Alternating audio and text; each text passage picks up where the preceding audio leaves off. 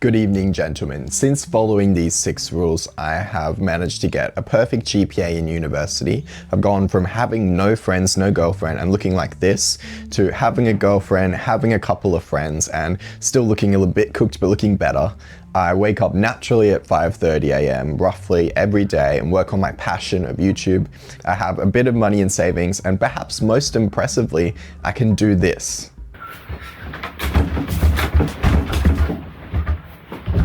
Okay, I'm still working on that one, but the point is that progress has a little bit to do with the goals you set, a fair bit to do with discipline, and a lot to do with the systems and the rules that you create. I have seen that I have progressed through following these rules. And hopefully you can get ahead of where I am, because I was only doing 2 of these in high school, so you've got a chance to get very ahead of most people.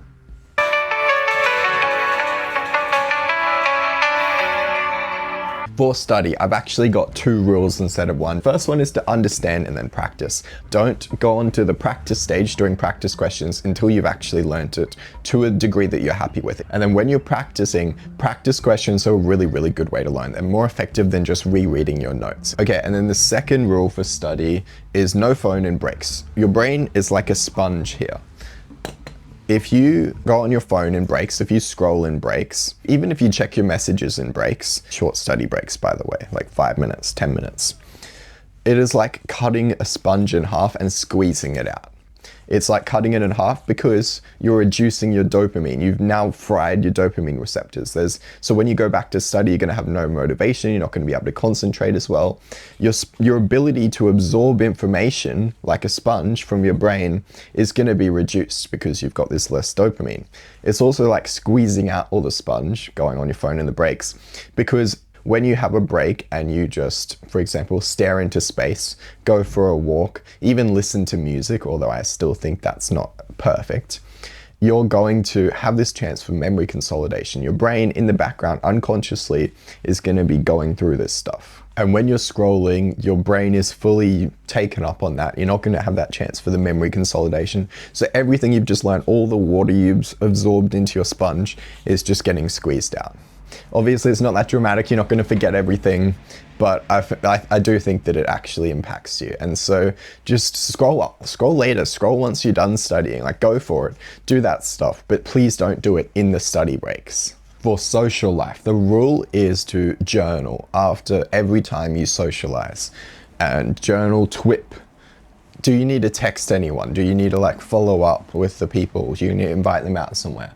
Who to progress? If you're meeting new people, don't go on to the practice stage doing practice questions until you've actually learnt it to a degree that you're happy with. Like the first 2 may not be applicable.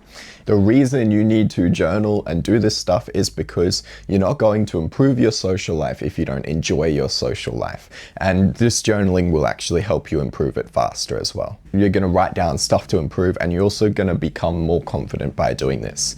And the stress reduction you'll get from this is crazy, because when you set a time to write down this stuff, to work it out, to get your thoughts down, you don't have to think about it throughout the whole day.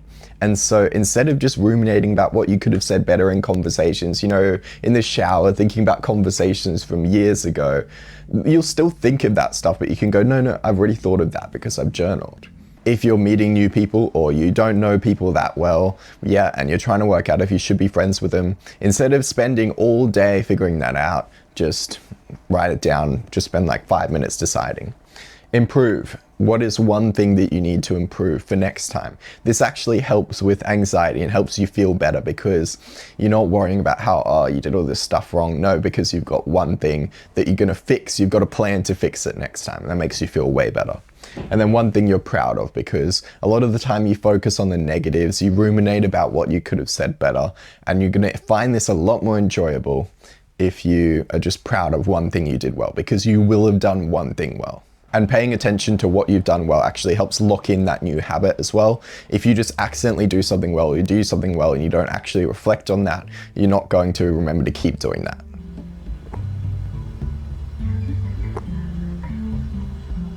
Okay, on to health. You guys, you gotta be healthy. I mean, look at how healthy I am.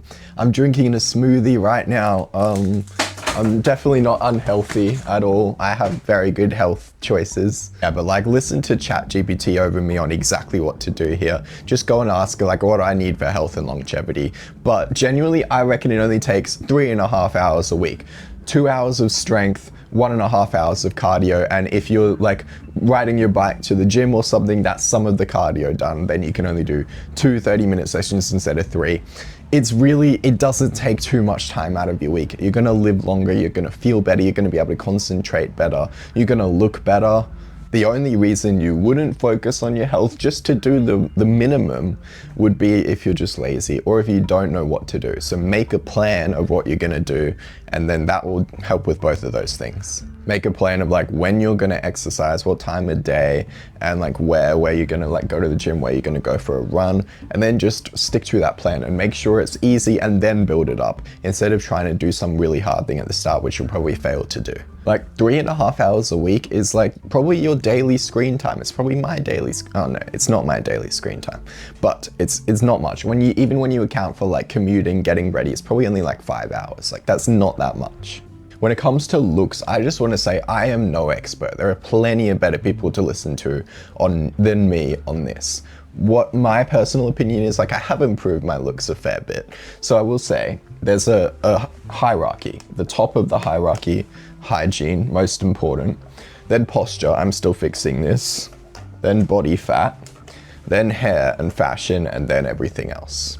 So the rule is to spend more time on the more important things and more effort and more energy, and less time on the stuff that isn't gonna matter or is just very, very difficult to improve. And also seek professional help from this. Go to a doctor. Like I went to a doctor and they prescribed me like proper acne medication and stuff, which hasn't really done much, but it's better than if I had just been shooting around in the dark, like going on the internet, trying to find what would work. It was so much better to just do that. I don't know how it works in your country. Maybe going to the doctor or going to a physiotherapist to fix your posture is just a little bit harder, but that's what I would recommend. Okay, individuality. You need to set a rough time budget for spending time on finding a career, working out your sense of fashion, working out just who you want to be, the kind of path you want to take in life. You can overthink or you can underthink this. You can go your whole life spending more time thinking about like improving your appearance, your looks, instead of thinking about what career you want to do. Probably not a smart decision if you ask me. Some people would disagree. On the other hand, plenty of people, like I'm in this camp, spend way too much time thinking about this. It's stressful when you think about it too much. And really, it's not a problem to be solved, it's a process. And so often the overthinking comes from trying to solve it all in one go. And so it can be fixed a little bit by, first of all, just treating it as a process, a journey, rather than a single problem to be solved. But also setting a strict budget of maybe like 2 hours a week. I don't know, however much you want to do, it's really up to you, where you're thinking about this stuff. Where maybe you're not like sitting down and thinking about it, maybe it's just letting your mind wander over like while you're eating or something. But sometimes maybe you are gonna sit down at your computer and like research some stuff, ask ChatGPT some questions. But a good way to control the overthinking and prevent yourself from underthinking and just pushing this off till later is to set like a rough time. I'm gonna spend this amount of time per month or per week on this. And then you don't have to do it like at a specific time every day or every week. You just do it when you feel like it, but just that way you're controlling whether you underthink or overthink. And on top of this, if you do ever sit down and like think about what career do I want to do or anything, like, I don't know, do I want to keep going to the gym? Do I want to go to the gym more? It doesn't have to just be careers. Anything to do with your life direction, whether you want to start a business. It's often good to set goals for what you're trying to do, because if you just aimlessly go, I'm going to look into like a career or something, you don't know when to stop and you're going to kind of spiral and maybe tend to overthink. That's what I've found personally. And a good way to avoid that is if you've got like an hour or so free, you can just go like, okay, in the next hour, I want to try and like make a list of a couple, like maybe 3 things that I'm gonna, 3 careers I may be interested in. I don't know, this is just careers, but you get the idea. And when you do that, you have a specific thing that you can actually achieve. And that way it's not aimless looking. And so it'll be more efficient because you'll be more targeted. And on top of that, you'll avoid spiraling and you'll avoid overthinking. And finally, finances. Mum was right. We do have food at home. the food you have at home is pretty good. It's probably not as good as the food you're gonna buy out, but really we're craving novelty. And so eating at home is gonna save you a lot of money and you're still gonna get pretty good food. This is one of the things where you don't realize how much you're spending. And I think for a lot of people, it's probably the biggest spender. I know when I was in high school, a lot of people were buying canteen like a couple days a week. If they're spending like $15 in Australian dollars every day, that's like, I don't know, lots of money every week. That's like you're working an hour just for like a lunch, or maybe you're working half an hour if you're rich and you're making a lot of money.